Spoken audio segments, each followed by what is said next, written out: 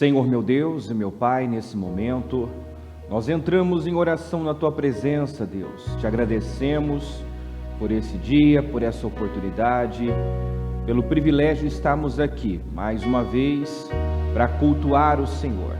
Buscar a Tua face, buscar a Tua direção, buscar a Tua orientação. Peço ao Senhor que nos conduza, nos dirija e que fale conosco nesta reunião. Estamos aqui para Te ouvir, Senhor. Precisamos da Tua palavra. Tua palavra é luz, é vida, é saúde. A Tua palavra, meu Deus, é que nos aponta o caminho a seguir. A Tua palavra, meu Deus, é o que nos mostra como devemos agir e nos portar em cada situação. Então eu peço corações abertos, ouvidos atentos, mentes preparadas para receber a Sua palavra. E que ninguém saia da mesma forma, do mesmo jeito que entrou, mas que uma grande obra seja feita, Senhor, nos corações, que o Teu povo seja renovado, edificado, fortalecido, revestido de força e de poder. Eu peço, meu Deus, faz repousar sobre nós o espírito do temor do Senhor, o espírito de poder, de fortaleza, o espírito da fé.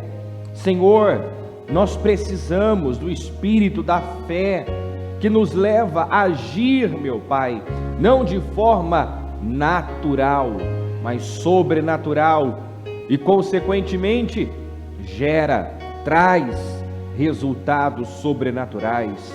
E é isso que nós queremos. Não te buscamos para viver o natural. O Senhor não nos chama para viver o natural, mas para viver o sobrenatural. Mas antes do sobrenatural acontecer, é necessário, meu Deus, uma atitude também sobrenatural. É necessário um comportamento de fé sobrenatural.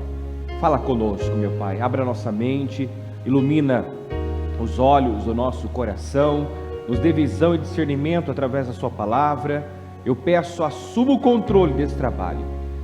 E nesse momento, eu repreendo todo o mal, tudo que queira atrapalhar esta reunião, distrair, roubar a atenção, toda distração, falta de foco, em nome de Jesus, peso e opressão, sono, cansaço, todo o mal, eu repreendo agora, em o nome do Senhor Jesus. E peço, meu Pai, cerca esse lugar de anjos, cubra com Teu sangue esse lugar, derrama a Tua unção, meu Deus, se faça presente aqui. A Tua presença é vital, essencial nesse lugar. Não tem sentido estarmos aqui se o Senhor não estiver, Senhor.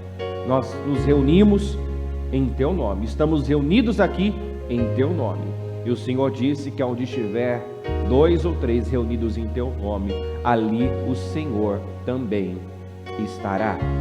Então eu creio que o Senhor está aqui, e eu creio, meu Deus, que o Senhor irá se manifestar com poder e glória nas nossas vidas, e que daqui sairemos edificados e abençoados para a glória do Teu nome. Muito obrigado, meu Senhor, por esse dia e por tudo que irá fazer nas nossas vidas hoje, em nome de Jesus, amém, e graças a Deus, amém. Estão ligadas as nossas vitórias? Pega o Espírito. Que Espírito é esse? Diga: eu bebo do Espírito, da palavra profética para 2021. Diga: as bênçãos repousam, descansam sobre a minha cabeça, em nome de Jesus, amém. Sentem-se, por gentileza. Vamos abrir em Crônicas, 2 Crônicas, capítulo 20. E vamos iniciar a leitura a partir do primeiro versículo. Podem sentar todos, se acomodarem. Depois disso, os Amonitas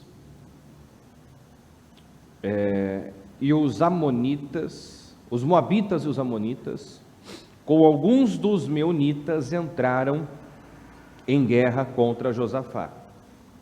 Então informaram a Josafá: um exército enorme vem contra ti de Edom, do outro lado do Mar Morto. já está em Hazazon Tamar, isto é, em Engedi. Alarmado, Josafá decidiu, diga comigo, decidiu consultar o Senhor e proclamou um jejum em todo o reino de Judá. Então, alarmado, você vai encontrar em outra tradução, amedrontado, quer dizer, tinha lá o medo, né? Um temor. E Josafá mostra que é possível ter um sentimento e não ser dominado por esse sentimento. Nós podemos ter sentimentos, mas não podemos ser guiados, dirigidos, conduzidos pelos nossos sentimentos.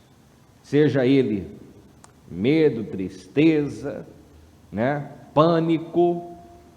É possível você dominar. Aliás, Deus criou o homem à sua imagem e semelhança e disse: domine, governe, né?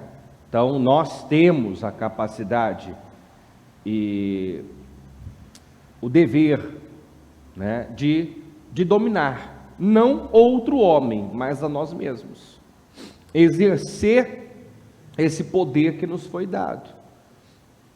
Então, a Bíblia diz que nós temos domínio próprio, nós temos espírito de equilíbrio, e o Senhor espera que tenhamos, né, esta capacidade de subjugar todo e qualquer sentimento que nos puxa para uma direção errada, que nos leva a ter um comportamento que não o agrada. Não é difícil saber o que agrada e o que não agrada o Senhor. Nós sabemos o que agrada e o que não agrada o Senhor. Então, se eu começar a listar aqui, eu tenho certeza que todos responderão corretamente. Por exemplo, covardia, medo, tristeza, angústia, desânimo, murmuração, reclamação, isso agrada a Deus? Obviamente que não, né? O que agrada a Deus? O que alegra o Senhor? A alegria do Senhor é a nossa força. Então, ser forte, ser corajoso, ser uma pessoa determinada, ousada, destemida, que enfrenta, não foge, que luta, não desiste, isso agrada o Senhor. Nós sabemos o que agrada o Senhor. Crer a despeito de tudo agrada ao Senhor. Duvidar, desacreditar, abrir mão de sonhos, promessas, claro que isso não agrada ao Senhor. Então, eu quero firmar bem isso aqui, ó.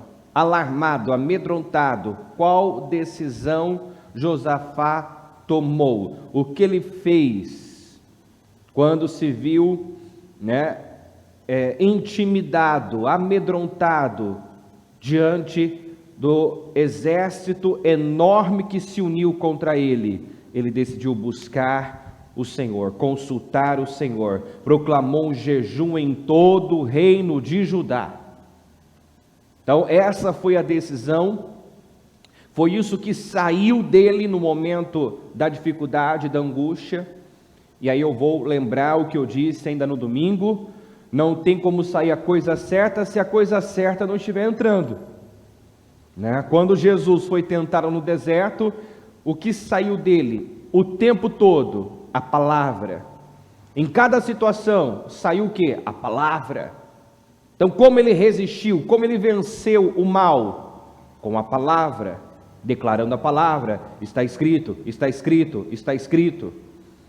Então, se eu não colocar para dentro a coisa certa, a hora que eu precisar, não vai sair a coisa certa.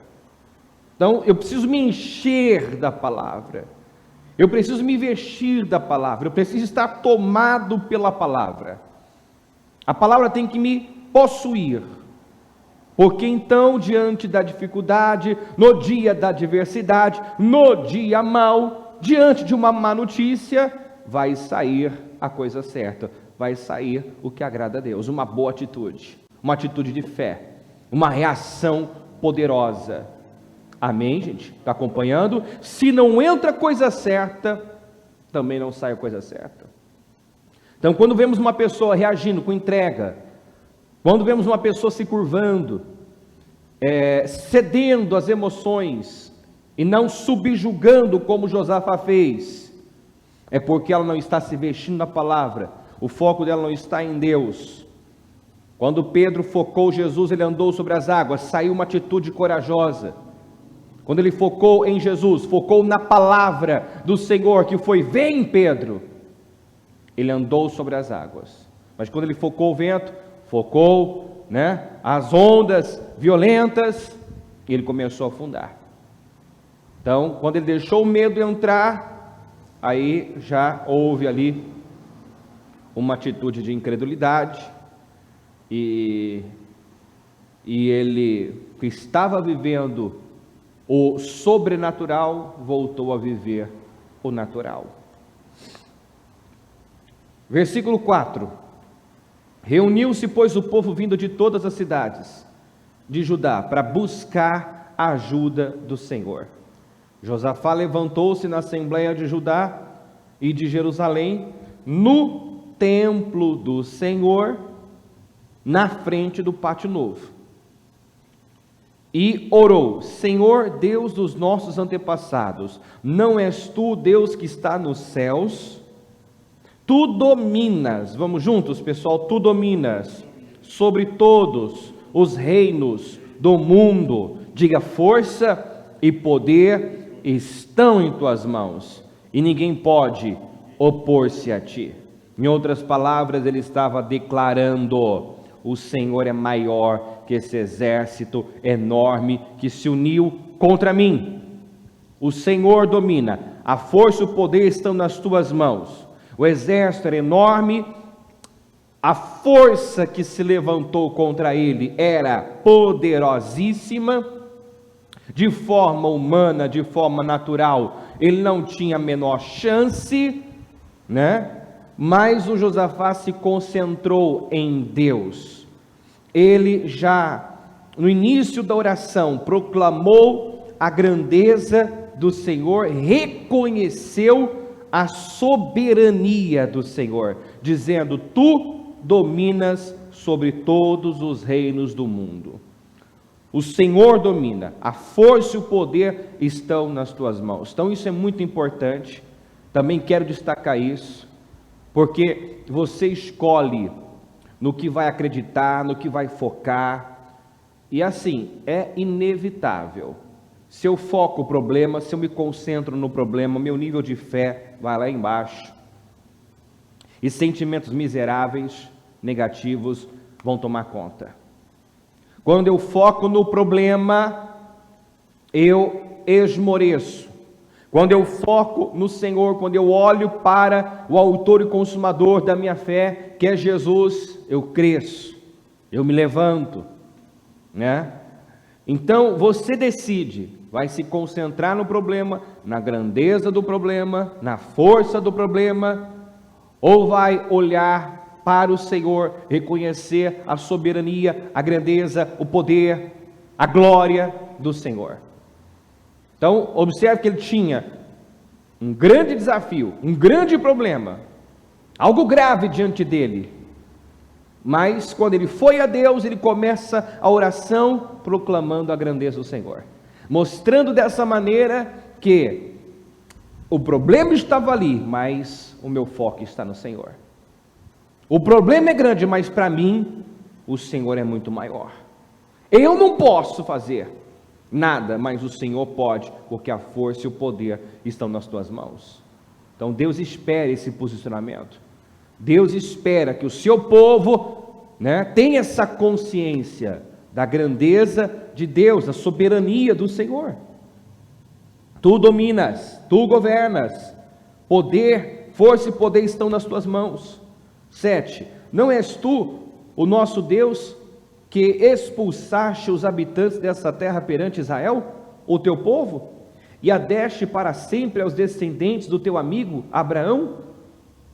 Eles a têm habitado e nela construíram um santuário em honra ao teu nome, dizendo: se alguma desgraça nos atingir, seja o castigo da espada, seja peste, seja fome, nós os colocaremos em tua presença diante desse templo, pois ele leva o teu nome, e clamaremos a ti em nossa angústia, e tu nos ouvirás e nos salvarás. Eu amo essa declaração do Josafá, e você vai ver que esse era o padrão daqueles que realmente criam e confiavam no Senhor, né? Aqueles que realmente faziam, né, de Deus o seu refúgio, a sua fortaleza, o seu socorro, corria para o Senhor, voltava-se para o Senhor. Quando alguma situação, alguma desgraça os atingia, onde buscavam abrigo, onde buscavam socorro, onde buscavam auxílio? No Senhor, no templo. Corriam para o templo, né? Corriam para o Senhor. O salmista disse: eleva os meus olhos para os montes, de onde me virá o socorro? O meu socorro vem do Senhor. O meu socorro vem do Senhor. Então, o lugar seguro é o Senhor. O Davi disse: no dia da adversidade, o Senhor me esconderá no teu tabernáculo. O Senhor me esconderá no teu tabernáculo. Então, era no templo, era na igreja, né, que as pessoas buscavam abrigo, socorro. Isso não mudou. Isso não mudou. Por isso que a igreja é essencial. O mundo grita que não, mas no momento do desespero, da angústia, muitos, a maioria de nós, na verdade, quando esgotou todas as alternativas, correu para onde? Né? Quando bateu em todas as portas e não encontrou saída, correu para onde? Isso não mudou. A mulher do fluxo de sangue gastou tudo que tinha com os médicos. Quando tudo falhou, aonde ela foi? Quando tudo falhou, ela correu para onde? Né? Então, como eu já falei, o problema não é o ímpio dizer que a igreja não é essencial. O que indigna, o que revolta são cristãos, pessoas que se apresentam como cristãos, criticar as portas abertas, se opor à própria igreja, a instituição mais bem sucedida na terra, que é a igreja do Senhor, que contra ela, diz a Bíblia, as portas do inferno não prevalecerão. A igreja é resistência, a igreja é a instituição mais bem sucedida na terra. Ninguém pode prevalecer a igreja, né? E os cristãos precisam ter consciência disso, precisam ter essa consciência que nós somos, como igreja do Senhor, autoridades na terra, que nós determinamos o curso das coisas. Se o mundo está do jeito que está, como nós temos batido, é porque a igreja dormiu por muito tempo. Se o mundo está do jeito que está, totalmente, vamos falar do nosso país, né? Não tem justiça, os cargos importantes tomados pelos espinheiros da vida, né? Por quê? Porque a oliveira, porque a figueira, porque a videira se ausentou, não assumiu responsabilidade, porque a igreja dormiu, foi passiva, inerte, indiferente, não quis se envolver, não é problema meu. Nós fomos doutrinados dentro de uma fé religiosa, de que devíamos buscar apenas a salvação da nossa alma, né? E não deveríamos nos importar com as demais coisas, e muitos cresceram dentro dessa fé religiosa. Então, assim, eu não tenho que estudar, não tenho que ajuntar tesouro na terra, eu não tenho que me preocupar com essa vida. A Bíblia diz que eu não tenho que me preocupar com essa vida, né? Que eu sou um cidadão dos céus. Eu sou um cidadão dos céus, mas eu estou nesta terra, e nessa terra nós precisamos comer, beber, vestir, pagar conta, nós temos necessidades. O meu foco não pode estar nessa vida terrena, passageira. O meu foco tem que estar na eternidade. Mas nós estamos aqui, e a promessa é que nós faríamos a diferença. A promessa é que nós seríamos cabeça, que nós seríamos príncipes, cabeça, reinaríamos com Cristo nessa terra. E nós não vemos tantos cristãos reinando, ocupando posições altas, reinando, justamente por conta desse doutrinamento religioso. Eu não tenho que me preocupar com isso, eu não tenho que me envolver com isso, eu só tenho que buscar pela minha salvação, em primeiro lugar, sim. Mas quando você se volta para as Escrituras estão cheias, a Escritura está cheia de juízes, reis, sacerdotes, homens e mulheres que tiveram um papel marcante na sociedade, que fizeram a diferença, que influenciaram, que impactaram a sua geração. Sim ou não? Está cheia. Está cheia. Os homens e as mulheres de Deus, os heróis da fé, não foram mais um no meio da multidão. Não passaram por essa vida no anonimato, mas brilharam como astros. É por isso que a Bíblia diz que nós somos o sal, nós somos a luz, e nós devemos brilhar como astros nesse mundo de trevas. Mas em função de um doutrinamento religioso e um espírito muitas vezes acomodado, passivo, os cristãos foram se anulando, foram aceitando menos, né? E a mídia sempre retratou o cristão como pessoas, né, de baixa sorte, condição inferior, né? Eu lembro quando criança ainda, de ter aquela imagem do crente andando de chinelo, entendeu? Andando de bicicleta e chinela havaiana, né? Aí crente, então, quer dizer, terno de chinelo, andando de bicicleta. Não, o crente tem que ser cabeça, tem que morar na melhor casa, andar nos melhores carros, ter uma vida digna, abundante, porque essa é a vida que Jesus conquistou. Mas muitas vezes isso é tido até como algo, isso é pecado, buscar, eu tenho que buscar minha salvação, não bens materiais, não coisas, né, perecíveis. Sim, eu foco no intangível, mas há promessa para o povo de Deus de ter mais que o suficiente, de ter também o tangível.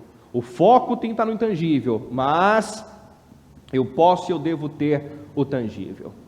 Amém? Está acompanhando isso ou não? Então, nós não podemos nos anular, fazer como a figueira, a oliveira e a videira fizeram, né? Não assumiram posição. O espinheiro está sempre pronto. Hoje o Supremo está tomado. Hoje nós temos diversas autoridades, prefeitos e governadores endemoniados no poder, trabalhando contra o povo, trabalhando para cumprir uma agenda marxista, socialista, né? Luciferiana, como falamos ontem, demoníaca. E a igreja é a resistência. A igreja tem que se posicionar. A igreja não pode tornar-se subcultura. Não, a igreja tem que impactar. Os primeiros cristãos transtornaram o mundo, impactaram o mundo. Impactaram o mundo. E olha que eles não tinham os recursos que nós temos hoje, né? Não tinham os recursos que nós temos hoje. Hoje nós temos a internet que facilita o evangelismo, então nós podemos fazer muito mais, nós temos recursos para fazer mais. O que falta muitas vezes é esse se levantar no espírito, é a pessoa, assumir a sua postura, o seu lugar de autoridade, crer que há nela muito potencial, poder, foi investido em nosso poder para realizarmos obras até maiores do que as obras do Senhor Jesus. Amém? Então, deixa isso entrar. A direção era para se colocar no templo, diante do Senhor no templo e clamar a Ele, se alguma desgraça os atingisse. Quantas pessoas deveriam estar correndo para o templo? Quantas pessoas que têm sido atingidas por desgraças, pestes, fome? Quantas pessoas que estão em dificuldade financeira? Quantas pessoas que eu já soube que estavam muito aflitas, ou porque tinham contraído o vírus, ou porque um familiar tinha contraído o vírus, estava hospitalizado, estava num leito de UTI.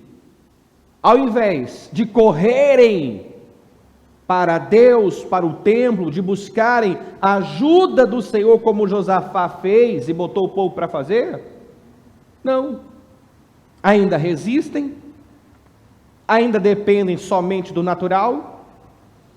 Não é engraçado isso? As pessoas, muitas estão gemendo, a medicina é limitada, mas só corre atrás do natural. Se eu quero viver o sobrenatural, eu preciso, então, lidar e agir de forma sobrenatural.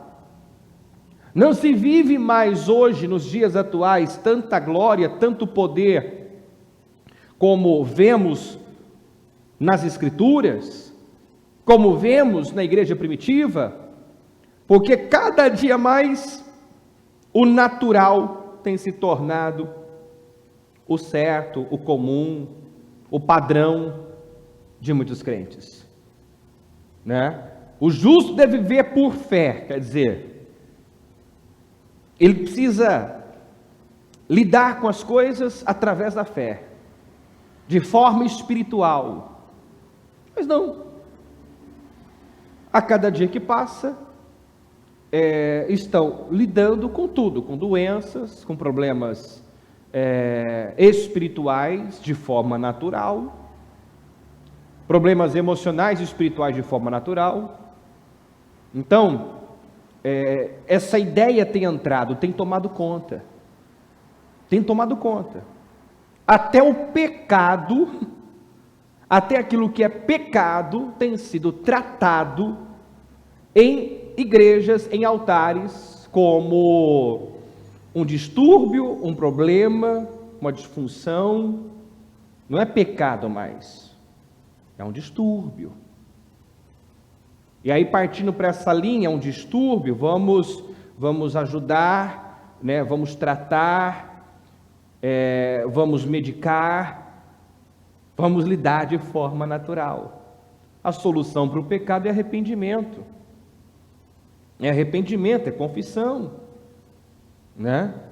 Então, o mundo quer descriminalizar o aborto,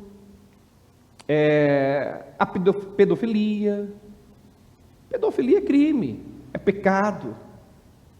Mas o mundo o mundo trata isso como um distúrbio.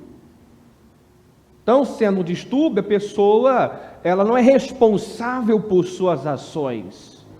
Então, vão tirando cada vez mais a responsabilidade. Tirando cada vez mais. É como que eu não tenho controle, eu sou uma vítima de mim mesmo, entendeu? Eu preciso de ajuda, eu não tenho controle, eu não sou o problema. Não, o problema da minha vida, o problema da sua vida e também a solução é você mesmo. Somos nós mesmos. A Bíblia o tempo todo nos leva a assumir responsabilidade, não se ausentar dela.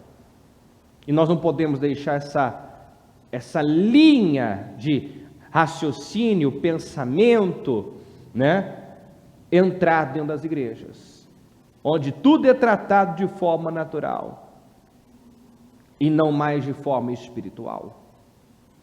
Porque senão, gente, nós estaremos buscando um Deus sobrenatural que realiza coisas sobrenaturais e nada viveremos além do natural.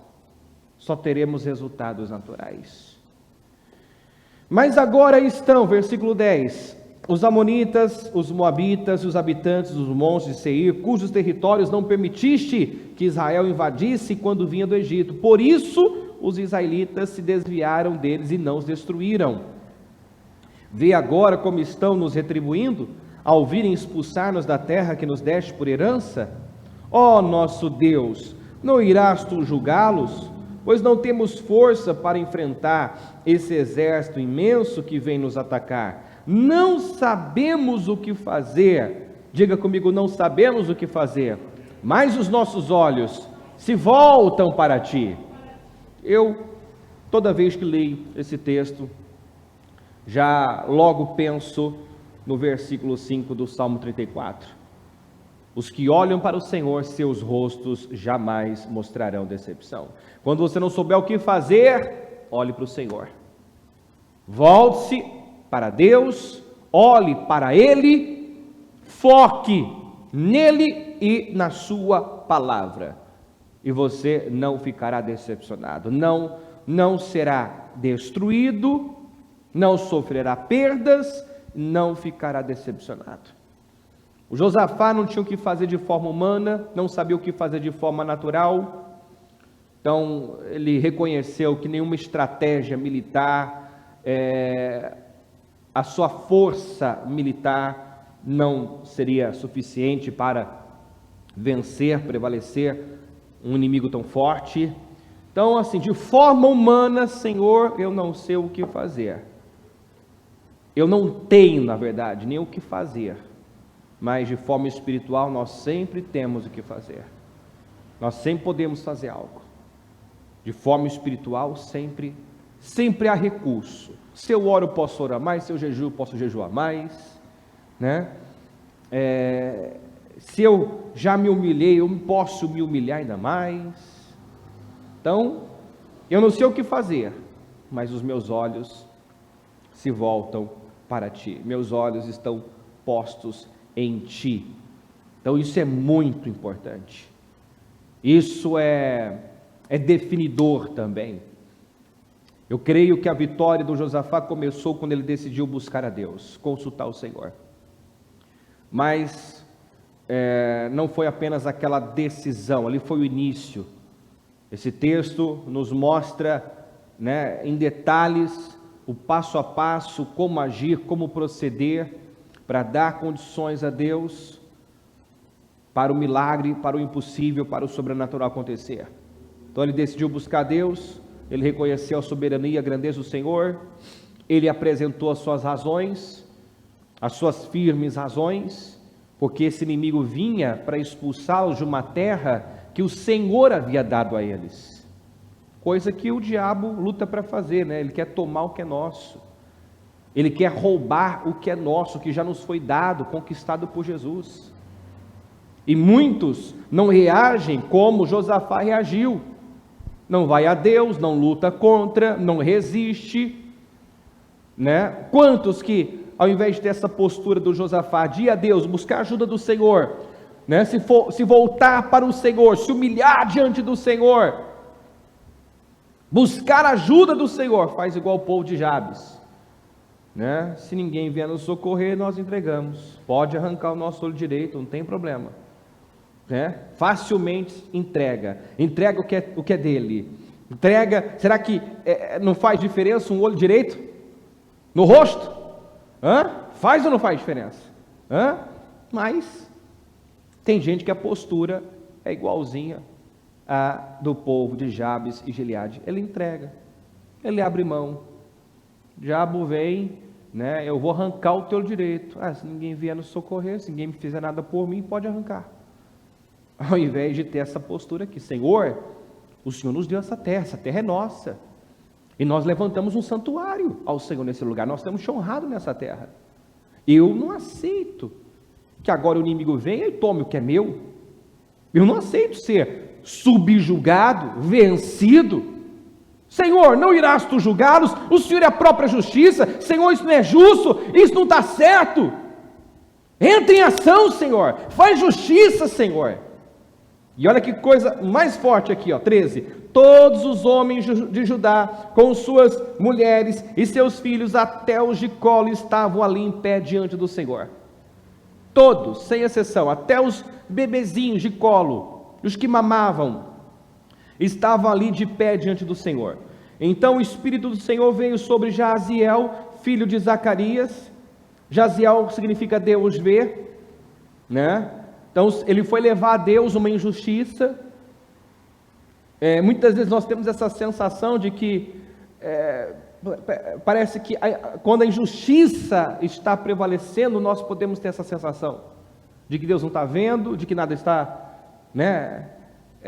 acontecendo, de que Deus não está agindo, Deus não está vendo o que está acontecendo. Mas o Senhor vê todas as coisas. O Senhor contempla os bons e os maus e retribui a cada um de acordo com as suas obras. Deus lida com a injustiça, Deus trata com a injustiça. Se tem uma coisa que o Senhor aborrece, é a injustiça. Queira inclusive estar do lado daqueles que são injustiçados, porque você será vingado, defendido, justificado. Não queira estar do lado daqueles que cometem injustiça, porque esse tipo de gente cai nas mãos de Deus, e das mãos do homem, das mãos do diabo, Deus livra, né? Nós sabemos a quem recorrer quando estamos nas mãos do homem ou nas mãos do diabo. Nós podemos recorrer a Deus, Ele nos livra, mas quando alguém cai nas mãos de Deus, não tem quem possa livrá-lo. Horrenda coisa é cair nas mãos de Deus. Então, se eu estou sendo injustiçado, é melhor do que estar cometendo alguma injustiça. Eu recorro a Deus como Josafá fez, e Deus age, e Deus trata, e Deus lida com a injustiça. Amém, gente? O Espírito, então, do Senhor veio sobre Jaziel, filho de Zacarias, neto de Benaia, bisneto de Jeiel e trineto de Matanias, levita e descendente de Asaf, no meio da assembleia. Ele disse: escutem todos os que vivem em Judá e em Jerusalém, e o rei Josafá. Assim diz o Senhor a vocês, repita comigo: não tenham medo, nem fiquem desanimados por causa desse exército enorme, pois a batalha não é de vocês, mas de Deus. Então a primeira coisa que o Senhor falou pela boca do profeta Jaziel foi: não tenham medo, diga não tenham medo, nem desanimem, diga medo e desânimo, diga duas armas eficazes, usadas pelo mal. Por que eficazes? Porque através do medo ele controla, ele domina, ele subjuga. Quantas pessoas nós vimos, inclusive cristãos, que foram subjugados pelo medo, totalmente dominados e controlados pelo medo. O medo é uma arma eficaz, assim como o desânimo. O desânimo é uma arma também potente, que o diabo usa para também ter controle e impedir a ação do Senhor, a manifestação do poder de Deus, porque Deus não pode agir na vida de alguém que já entregou os pontos. A Bíblia fala que a perseverança tem que ter ação completa. Então, se eu vou até ali e paro, eu me saboto. Está entendendo? O que a Bíblia fala no Salmo 126? Andando e chorando, mas continua plantando. Em Gálatas, não se canse de fazer o bem, porque ao seu tempo você vai colher. Não se canse, quer dizer, mesmo cansado, mesmo chorando, mesmo gemendo muitas vezes, continua andando, continua plantando, não se canse de fazer o bem, vá até o fim, resista, porque um poucochinho de tempo que há de vir virá, né? Antes que uma situação se torne insuportável, o escape chega, o livramento chega. Deus não permite que o homem seja tentado além do que pode suportar. Eu tenho que ter isso na minha mente. Se algo ainda não aconteceu, uma vitória ainda não aconteceu, então eu posso resistir um pouco mais. Se o livramento não chegou, eu posso resistir um pouco mais. Vamos lembrar de Noemi, que decidiu sair de Belém, né? E foi para Moabe, porque talvez cansou de esperar o auxílio, o socorro do Senhor. Então a terra estava atravessando um momento difícil, havia fome na terra, e não quiseram resistir ali, no lugar onde Deus estava, onde Deus os havia plantado. Foram buscar abrigo, socorro, refúgio em Moabe. Fugiram da crise, fugiram do problema, fugiram da fome e foram para Moabe. O que aconteceu? Lá em Moabe, onde Deus não estava e para onde Deus não os direcionou, encontrou não só a fome, a miséria, mas como a morte também. Depois de 10 anos, Noemi volta sem os 2 filhos, sem o marido, sem nada, como uma indigente, porque lá em Moabe ela soube que o Senhor viera em auxílio ao seu povo em Belém. E quando ela volta, ela chega já no início da colheita, ou seja, aquela fome, aquela crise tinha cessado, o povo já tinha plantado, já estava colhendo, quer dizer, vivendo uma outra realidade. E ela voltando quebrada, destruída. Então, resista, persevere, a perseverança tem que ter ação completa. Que há de vir virá, o auxílio chegou, o socorro chegou para quem resistiu. Tem gente que nunca vive o milagre, porque ele desiste antes, ele se entrega ao desânimo, né? O diabo lança a seta do desânimo, lança aquele pensamento, está sendo em vão, nada está acontecendo, você luta, parece que a sua vida não vai, parece que você nunca vai sair disso, e acreditando em mentiras, cedendo a sentimentos miseráveis, ela se entrega. Então, não tenham medo, nem desanimem. Elimine essas 2 armas eficazes do mal, e o diabo não terá força, não terá poder sobre você. Se recuse a ter medo, ou, mesmo com medo, faça, enfrente, né? E assim subjugue todo o mal, e se recuse a desanimar. Na verdade, como é que eu não desanimo? A Bíblia nos mostra o segredo, o que fazer para não ceder ao desânimo. Sofra uma renovação diária, tenha uma disciplina espiritual, ouça a palavra, medita na palavra de noite, e você não vai desanimar nunca. O apóstolo Paulo escreveu isso no livro de Coríntios: por isso não desanimamos. Por isso que, embora estejamos exteriormente desgastados, interiormente estamos sendo renovados dia após dia. Então, nós sofremos uma renovação diária. Eu alimento a minha fé, eu alimento o meu espírito todo dia. Eu como a palavra todo dia. Todo dia eu recebo a palavra, todo dia eu medito na palavra, todo dia eu alimento o meu espírito. Por isso eu não desanimo, por isso não desanimamos. Podemos às vezes estar desgastados exteriormente, arrebentados, como muitas vezes estiveram, arrebentados, literalmente arrebentados. Depois de açoite, apedrejamento, estavam arrebentados. Mas existia uma força, um poder de superação que vinha de onde? Qual o segredo? Vinha de onde? Vinha do Espírito, vinha da palavra, de um alimento diário, de uma renovação diária através da palavra. As Escrituras dizem que dela mesma procede bom ânimo e perseverança. Então, se eu diariamente ouço, medito, leio a palavra de Deus, eu tenho vida, eu tenho saúde, eu tenho ânimo, eu tenho força. Quando você encontra uma pessoa desanimada, entregue, como eu tenho falado, ela pode até dizer, eu ouço a palavra, eu ouço, mas está ouvindo outras vozes, não está retendo. Não é só ouvir, né? Eu preciso dar ouvidos, eu preciso reter.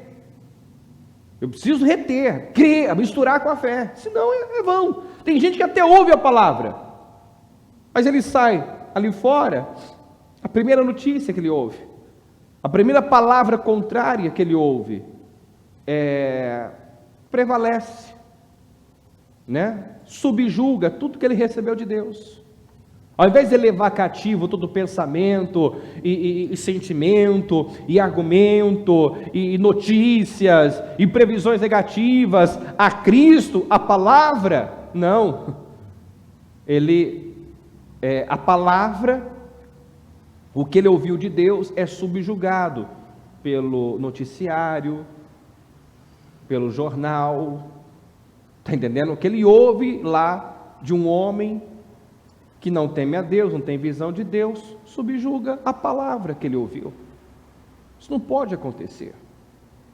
A palavra tem que ter peso na minha vida. Eu preciso dar crédito à palavra. Não tenham medo nem desanimem, saiam para enfrentá-los amanhã e o Senhor estará com vocês. É muito interessante essa direção dada pelo profeta Jaziel. Não tenham medo, não desanimem, a luta não é de vocês, a peleja não é de vocês, mas do Senhor. É o Senhor quem vai lutar, é o Senhor quem vai dar vitória, mas saiam para enfrentá-los. Saiam para enfrentá-los. Vocês não precisarão lutar no 17 lutar nessa batalha, mas tomem suas posições, permaneçam firmes e vejam o livramento que o Senhor lhes dará. Ó Judá, ó Jerusalém, não tenham medo nem desanimem, saiam para enfrentá-los. Então quem vai dar vitória sou eu vou lutar por vocês, mas eu não quero ninguém escondidinho, acomodado, de bracinhos cruzados em casa. Eu quero vocês demonstrando fé e coragem. Eu quero que vocês demonstrem que realmente creem na minha palavra. Vocês creem que eu vou dar vitória? Então sai para enfrentá-los. Sair para enfrentá-los, tomar posições, ficar frente a frente com o inimigo que de forma humana eles não tinham como prevalecer, era uma prova de fé, uma demonstração de fé e coragem. E é isso que o Senhor exige, é isso que o Senhor espera, ver fé, coragem, ousadia no seu povo, não medo, não intimidação, não covardia, não entrega, não aceitação. Tem gente esperando viver o sobrenatural, de bracinhos cruzados, esperando que Deus faça tudo sem tomar posição, sem sair e enfrentar o inimigo e se colocar no lugar do risco. Nós somos chamados para enfrentar a morte todos os dias. Os discípulos falam isso todos os dias. Nós enfrentamos a morte. A igreja primitiva, todos os dias, estava pronta, preparada para morrer se preciso fosse. Preparada. Quer dizer, não viviam na autopreservação, não buscavam salvar a sua vida, porque quem busca salvar a sua vida perde-la, mas quem perde por amor a Cristo, quem coloca a missão, o propósito acima da própria vida, esse está salvando a sua vida. Esse está salvando, esse está vivendo de uma forma relevante, que vale a pena ser vivida, esse terá recompensa. Mas quem vive para si, vive de forma egoísta, autocentrado, na autopreservação, essa pessoa não está fazendo a diferença nenhuma no reino de Deus. Esse tipo de crente morno não faz diferença no reino de Deus, não acrescenta, se recuse a ser um crente morno, covarde, medroso, acomodado, se recuse a viver esse estilo de vida hedonista, autocentrado, que só se preocupa consigo mesmo. Nós não fomos chamados para ver assim. A igreja do Senhor não. Josafá prostrou-se com o rosto em terra, e todo o povo de Judá e de Jerusalém prostrou-se em adoração perante o Senhor. Então os levitas, descendentes dos coatitas e dos coreitas, levantaram-se e louvaram o Senhor, o Deus de Israel, em alta voz. Então eles creram de tal forma que já começaram a louvar, adorar o Senhor, antes mesmo de ver os seus inimigos subjugados. E nós somos como Josafá e o povo de Judá e Jerusalém. Nós adoramos antes mesmo de tudo estar resolvido. Nós adoramos antes do mar se abrir. Aprenda a adorar antes do mar se abrir, porque depois que o mar foi aberto, você atravessou e os inimigos já foram todos subjugados, quer dizer, tudo está resolvido, definido, é uma atitude até uma atitude comum, né? Diante da vitória, agradecer, diante do milagre, glorificar o Senhor. Agora é uma atitude sobrenatural, agradecer no olho do furacão. É uma atitude sobrenatural, louvar o Senhor quando tudo parece perdido. Amém, gente? Essa atitude expressa a fé. É essa atitude, quando eu louvo, agradeço, mesmo diante do problema, e mesmo quando parece que tudo está perdido. Josafá fez isso. 20. De madrugada partiram para o deserto de Tecoa. Quando estavam saindo, Josafá lhes disse: escutem-me, Judá e povo de Jerusalém, tenham fé no Senhor, o seu Deus, e vocês serão sustentados. Tenham fé nos profetas do Senhor e terão vitória. Na Almeida diz: crede no Senhor vosso Deus, estareis seguros, crede nos seus profetas e prosperareis. O Josafá, ele enfatizou, isso ao povo: creiam em Deus e creiam nos seus profetas. Ele quis enfatizar ao povo a necessidade de crer em Deus e nos seus profetas, no que saiu da boca do profeta. Crede nos seus profetas, porque às vezes a palavra que sai da boca do profeta parece até confusa, né? O Senhor vai lutar, mas sai para enfrentar. Não faz sentido isso. Se não sou eu que vou lutar, se é o Senhor que vai lutar, por que eu tenho que ir à guerra? Por que eu não posso ficar aqui de bracinhos cruzados? Parece não fazer sentido. E muitas vezes Deus fala conosco, nos dá direções que para a nossa cabeça não faz sentido. E não é o nosso papel buscar entender, racionalizar, porque quando isso acontece, quando a pessoa começa a racionalizar, ela logo cede à dúvida, à incredulidade, porque não dá para entender Deus com a nossa cabeça. Nós não temos que entender, nós temos que crer. Por isso que Josafá disse: crede no Senhor e creiam nos seus profetas. Tenham fé no Senhor, tenham fé nos profetas. Não questione, não duvide, não tente entender, apenas creia e obedeça. Eu poderia passar horas aqui falando de direções dadas por Deus por intermédio de um profeta, que se a pessoa fosse buscar entender, se fecharia. Está entendendo? Faz esse bolinho que você falou que ia fazer para você e seu filho, mas traga para mim primeiro, tá? Porque não vai faltar para você. Pega, tira da tua boca, da boca do teu filho e traz para mim primeiro, disse o Eliseu. O que a viúva fez? Ela racionalizou? Não, ela creu e obedeceu. Pega esse pouquinho de azeite aqui, que você tem numa botija, e começa a deitar. Peça muitos vasos emprestados a seus vizinhos e começa a deitar esse pouquinho de azeite nos vasos e encher um por um, porque o azeite vai multiplicar. esse tantinho de azeite aqui vai encher vários vasos? Como assim? Como assim? Quantos pães tem? Ah, Senhor, tem 5 pães, 2 peixinhos. Manda o povo se assentar. Traga-os para mim e manda o povo se assentar. Está entendendo?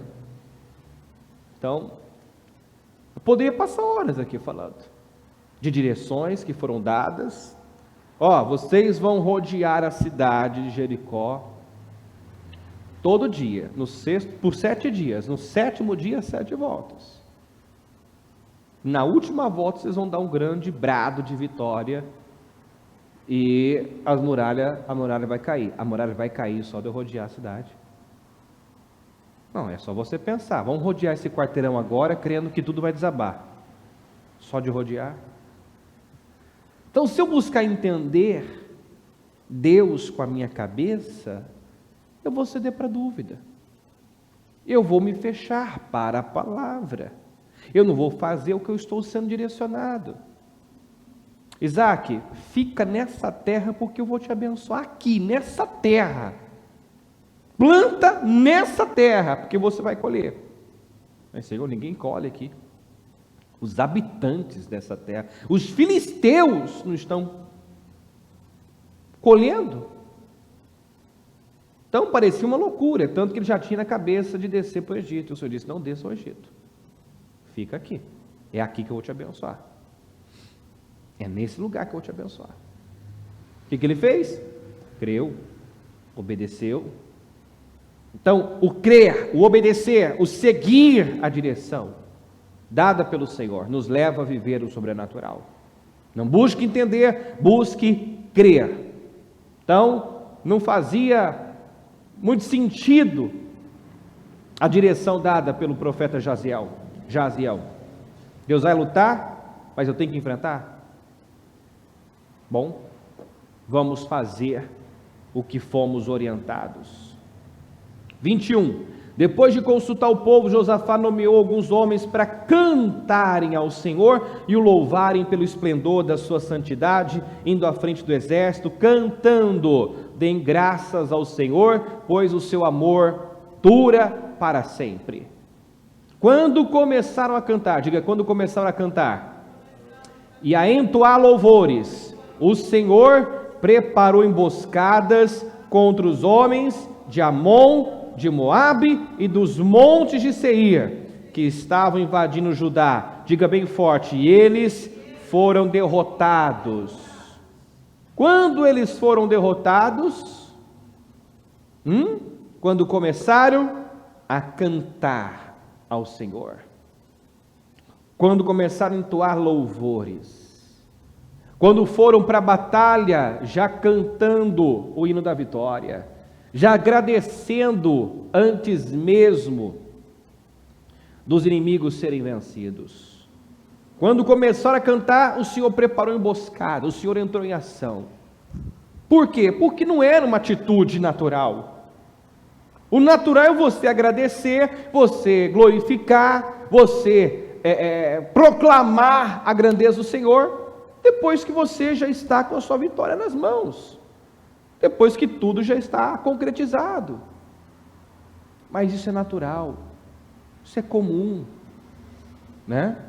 Deus espera que eu faça isso antes, que eu já agradeça antes, que eu já glorifique antes. Os moabitas, os amonitas e os moabitas atacaram os dos montes de Seir para destruí-los e aniquilá-los.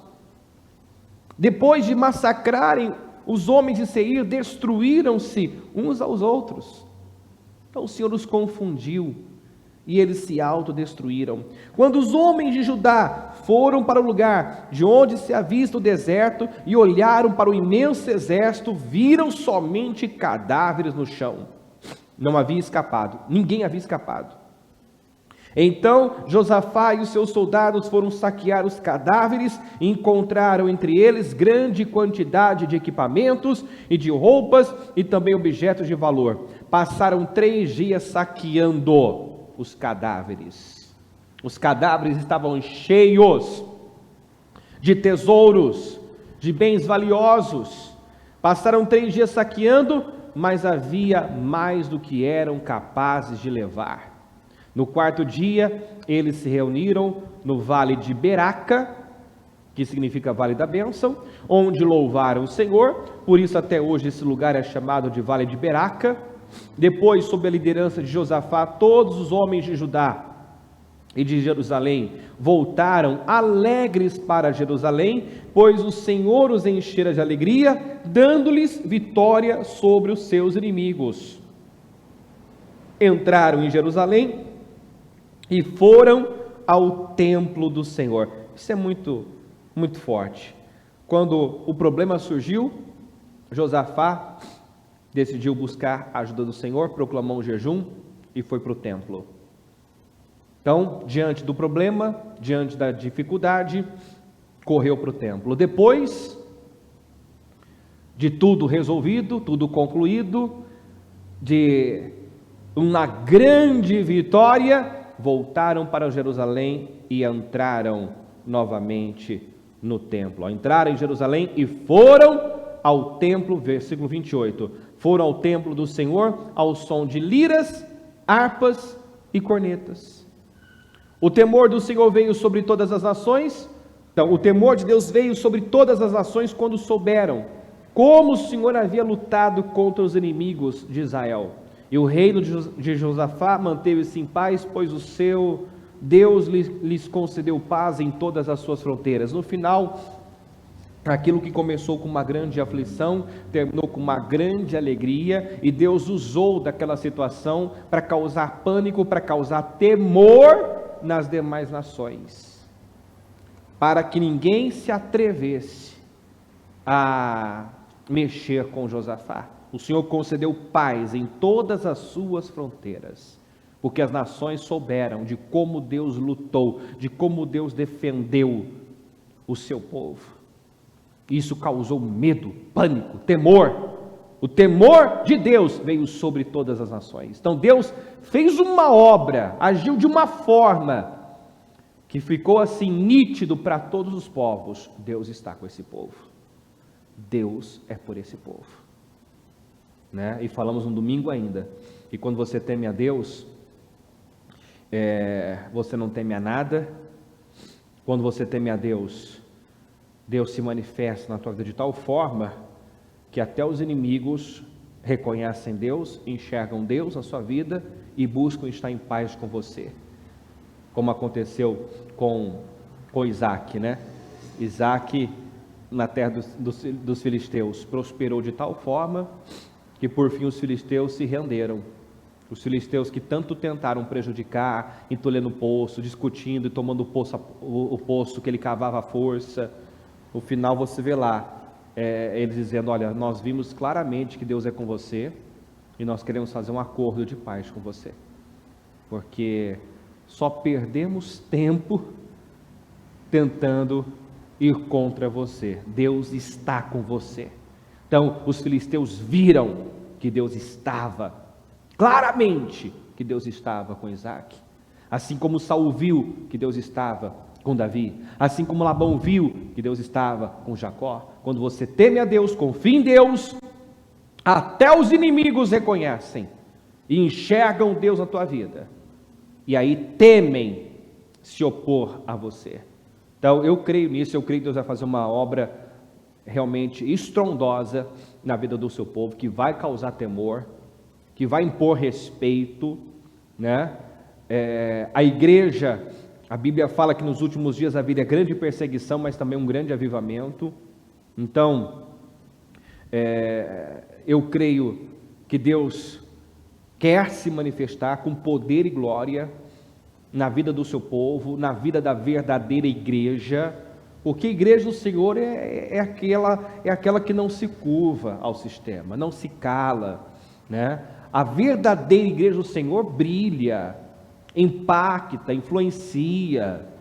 Eu não posso dizer que sou igreja do Senhor se eu sou um sal insípido, uma luz, uma lâmpada queimada, ou que até acende, mas está debaixo de um balde de cabeça virada. Quer dizer, para que serve uma lâmpada assim? Não é mesmo? Que serventia tem o sal se ele perde o valor, o seu sabor? a Bíblia diz que ele só serve para ser pisado pelos homens. E quando a igreja se torna insípida, é isso que acontece. Os homens pisam. Ela acaba, ela é humilhada, ela é pisada. Então nós não podemos ser um sal insípido, uma lâmpada queimada, ou mesmo que acende, que ilumina, mas que está lá debaixo da mesa, debaixo de um balde, né? Ou seja, é abafada? Não. Deus quer o seu povo se levantando com força, com coragem, porque a palavra, a promessa, a garantia é de vitória. Ele vai lutar conosco, ele vai agir de tal forma que vai causar pânico, medo nos nossos inimigos, em nome de Jesus. E o que começou com uma grande aflição, vai terminar com uma grande festa. Foram 3 dias saqueando os inimigos, 3 dias saqueando os cadáveres. Nós vamos tirar tesouros de cadáveres, de coisa morta, né? E o povo voltou cheio de alegria, pois o Senhor os enchera de alegria, dando-lhe vitória sobre os seus inimigos. Deus vai nos dar vitória, Deus vai nos encher de alegria, Deus vai nos encher a nossa boca de riso, em nome de Jesus. Nós vamos viver o sobrenatural, mas é hora de termos uma atitude, uma postura sobrenatural também, em nome de Jesus. Amém? Fique em pé, por gentileza. Coloque a mão no seu coração, com os olhos fechados, a mão no seu coração, absorva essa palavra, se vista dela, se encha de fé, de confiança, de esperança, e demonstre fé através de coragem, de ousadia.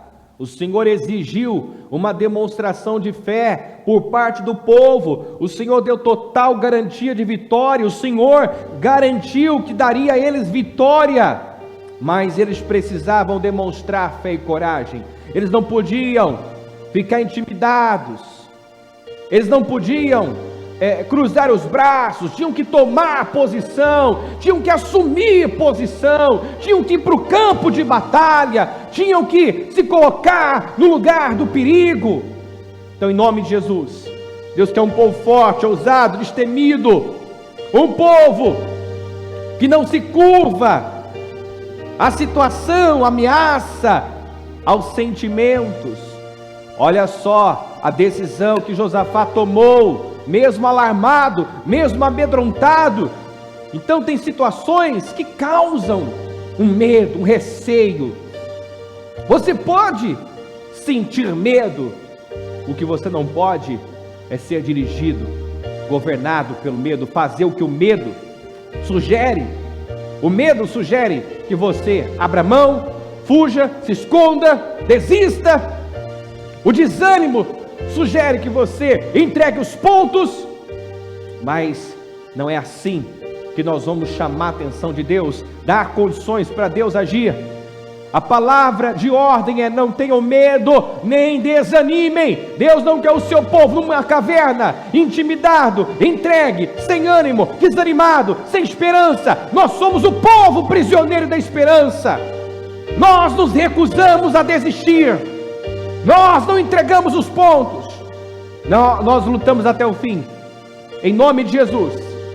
Ainda que esteja difícil, a Bíblia diz: vá andando, mesmo chorando, mesmo gemendo, continue andando e plantando a boa semente. Não pare de plantar, não pare de lutar, não se canse de fazer o bem, resista, porque Deus vai nos conceder uma grande vitória, vai nos encher de alegria, em nome de Jesus. Senhor, eu oro para que essa mensagem esteja tomando os corações e levantando o teu povo com força e com poder agora, em o nome do Senhor Jesus. E eu quero repreender, Senhor, todo espírito de intimidação, todo espírito do medo, do desânimo, da fraqueza, da apatia, da inércia, da passividade.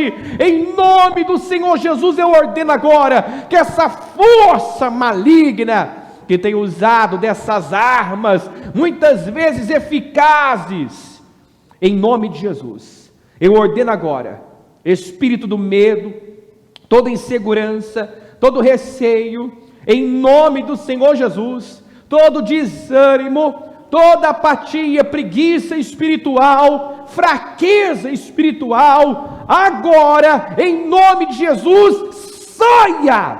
Deixe essa pessoa agora, em nome do Senhor Jesus. Senhor, passa do teu sangue sobre cada vida que está aqui, sobre cada vida que agora, meu Deus, meu Pai, recebe essa oração.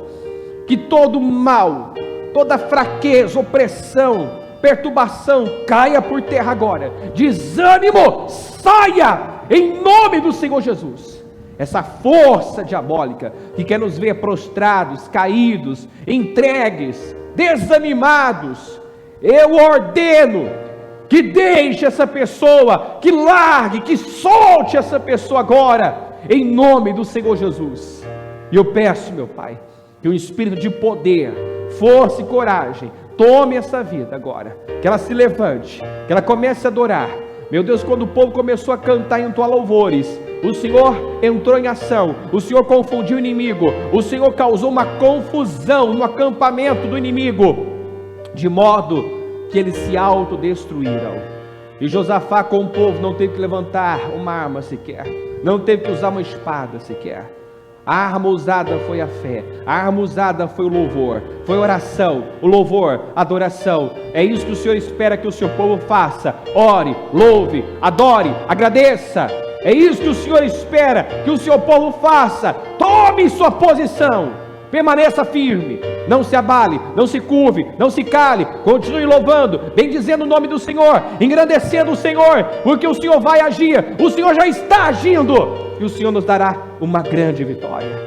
Eu creio nisso, eu creio que o Senhor vai nos encher de alegria, vai encher nossa boca de riso, que nós vamos tirar tesouros valiosos de cadáveres, que o vale de Baca vai se transformar no vale de Beraca, o vale do choro, o vale do choro, das lágrimas, vai se transformar no vale da bênção.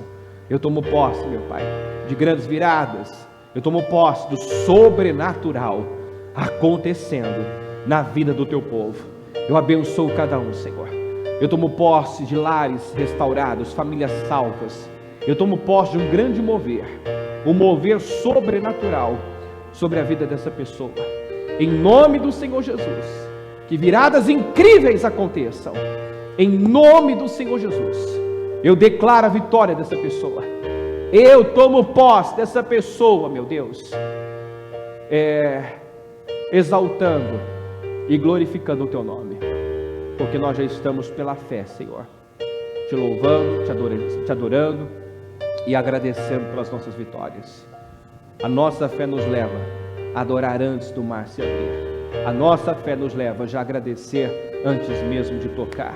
Então, Senhor, obrigado pela obra que o Senhor tem feito. Obrigado pela obra que o Senhor está realizando. Obrigado, meu Deus, pelas alegrias que nós vamos viver nesse ano. Nós cremos que 2021 ficará marcado como o ano mais saudável, mais próspero, de maior crescimento das nossas vidas até então. Nós cremos que, como José, somos árvore frutífera e vamos prosperar, vamos crescer, vamos frutificar. Nossos ramos vão ultrapassar os muros, nós vamos viver coisas que nós não vivemos ainda, vamos ultrapassar os limites. Eu creio e eu declaro que assim seja na vida do teu povo. Obrigado, meu Deus, por esse dia, por essa mensagem, por tudo que o Senhor fez aqui hoje, em nome de Jesus. Amém, amém, amém. Graças a Deus.